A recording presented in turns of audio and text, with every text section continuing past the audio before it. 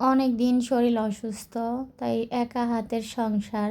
অসুস্থ থাকলেও নিজের কাজ নিজেরই করতে হয়। ছেলের ওয়ারড্রোবের কাপড়গুলো সব সময় ও এলোমেলো করে রেখে দেয়। তো আজকে ওর ড্রয়ারটা একটু ভাঁজ করে দিচ্ছি। কালকে ওর কাপড়গুলো সব আমি ধুয়ে দিয়েছিলাম। আসসালামু আলাইকুম এভরিওয়ান, কাছে দূরে যে যেখান থেকে ভিডিওটি দেখছেন বা দেখবেন, আশা করি সবাই ভালো আছেন, সুস্থ আছেন। পরিবার নিয়ে আলহামদুলিল্লাহ আমিও বেশ ভালো আছি। আবারও নতুন আরেকটা ডেইলি ব্লগ নিয়ে তোমাদের মাঝে হাজির হলাম। আশা করি ভিডিওটা অনেক বেশি ভালো লাগবে। কোনো জায়গায় একটু ভালো লাগলে প্লিজ আমার চ্যানেলটা সাবস্ক্রাইব করে দিও, লাইক কমেন্ট শেয়ার করো, আমার পাশে থেকো। আর যারা আমাকে ভালোবেসে আমার পাশে আছো তাদেরকে অসংখ্য ধন্যবাদ আমার পাশে থাকার জন্য। তো আমার ভিডিওগুলো যারা পছন্দ করো অবশ্যই কমেন্টে জানাবে কেমন ভিডিও তোমরা পছন্দ করো বা আমার এই ভিডিওগুলো কেমন লাগে। তো আমি ঘর গোছাতে সবসময় অনেক বেশি পছন্দ করি। আমি যেমনই অসুস্থ থাকি আমার ঘরের কাজগুলো আমি পরিপাটি সব সময় রাখি। আমার ঘরের লোকটা আমার সাথে সবসময় চিল্লাপাল্লা করে যে তোমার অসুস্থ শরীর থাকলেও এগুলো কাজ করতে হবে।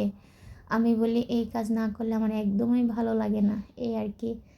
তো অনেক দিন হয়েছে আমি সাউন্ড বক্স দুইটা ছোট ছোট ঠিক করে আয়না রেখে দিছি, কিন্তু গান টান আর কিছুই শোনা হয় না। শরীর ভালো না কিছু না, তাই শরীর ভালো থাকলে মনও ভালো থাকে, সব কিছুই ভালো এই আর কি। তো একটু টুকিটাকি গোছগাছ সবগুলো রুম করে নিচ্ছি।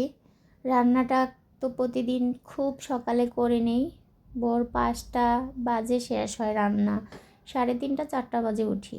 তো এই সোফাটা এই রুমে রাখছি, কারণ ছেলের রুমে 3টা সোফা একসাথে যদি রাখি তাইলে দেখা যায় ঢোকার মতন কোনো জায়গা থাকে না, খুবই কষ্ট হয় ভিতরে ঢোকার জন্য।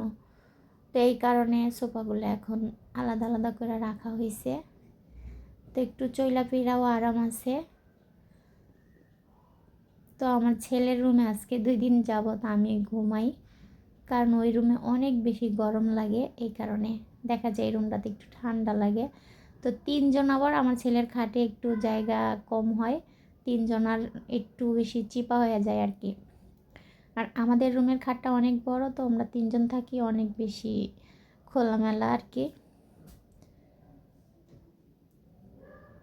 তো আমার ছেলের রুমটা সুন্দর মতো পরিপাটি করে পরিষ্কার করে গোছগাছ করে নিলাম। সোফার কাভারগুলো ময়লা হয়ে গেছে, ধুইতে হবে। তো অসুস্থ দেখা তেমন একটা কাজ করতেছি না, ভারী কাজগুলো একটু কমই করি, শুধু রান্না বান্না আর হালকা পাতলা গোছগাছ নিয়েই থাকতেছি কিছুদিন হইলো। তো ভারী কাজগুলা সুস্থ হইলে করে নিব। তো আমার আপুরা ভাইয়ারা আমার জন্য দোয়া করো, আমি যেন খুব তাড়াতাড়ি সুস্থ হয়ে যাই। হঠাৎ করে কেন জানি খাঁচার নিচে বুকে খুব ব্যথা করে। তো অনেকবার ওষুধ চেঞ্জ করেছি, এখন আবার আলট্রাসাউন্ড করছি, তো আবার নতুন করে ওষুধ দিছে, ওই ওষুধগুলাই খাইতেছি। এখন কিছুটা হালকা আছে ব্যথাটা, আলহামদুলিল্লাহ। অনেক দিন হয় ফার্নিচারগুলো মোছা হয় না, ভাবতেছি ফার্নিচারগুলো একটু মুছে নেব। আর আমি সব সময় বালিশের উপরে তোয়াইলে বিছায় ঘুমাই, আর নাইলে আমার ভালো লাগে না। তো তোমাদের ভাইয়া মাথায় অনেক বেশি তেল দেয়, দেখা যায় বালিশের তুলাগুলো নষ্ট হয়ে যায়। এই কারণে আমি বালিশের উপরে তোয়াইলা রেখে ঘুমাই। আর ছোটো বালিশ গাড়ির নিচে আমাদের দিতে হয়, দোনোজনার এই অভ্যাস। আমার গ্রামের বাড়িতেও আমি 2টা বালিশ কিনে নিয়ে গেছি, ওখানে গেলে আমরা ওই 2টা বালিশ ব্যবহার করি, আর এখানে তো এই 2টা। তো গোছগাছ করে এখন আবার এই তো রুমটা ঝাড় দিয়ে একটু মুছে নিব। শরীর অসুস্থ বলে প্রতিদিন আর ঘর মুছতে পারতেছি না, একদিন পর পর মুছি। আর যখন আমার ভালো লাগে শরীর, তখন কোনো একদিন বেলা 3বারও মোছা হয়, এই আর কি। তো শরীরের সুখ হয়েছে রাজা, সবাই বলে এই কথাটা। আমার নানি বেশি একটা বলে, আমার নানির কাছ থেকে আমি শিখছি। রুমগুলা সুন্দর মতো মুছে তারপরে গোসল করে নিব। তো আমার রুমগুলা খুবই ছোট ছোট, ফার্নিচার বেশি, এই কারণে আমার মুছতে অনেক বেশি কষ্ট হয়। কারণ খোলামেলা জায়গা হইলে খুব ভালো লাগে, তাড়াতাড়ি মোছা হয়ে যায়। আর বিশেষ করে আমি লাঠি দিয়ে ঘর মুছি, তার কারণে আমার অনেক ভালো লাগে। তো ভিডিওটা এই পর্যন্তই ছিল, সবাই ভালো থাকবেন, সুস্থ থাকবেন, আল্লাহ হাফেজ।